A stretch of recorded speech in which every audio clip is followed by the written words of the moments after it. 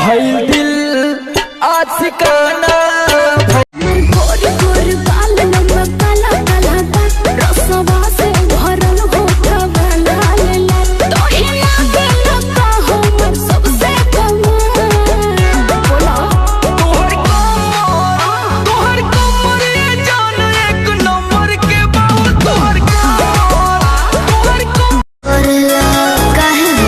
क्या कहत रे गोरी सटला या खटला से गल गईनी तोहर देखी सूरतिया फिसल गईनी। अब तो कमर के नीचे भी उठला ये छोटी तहरा चोटी से चोट लगता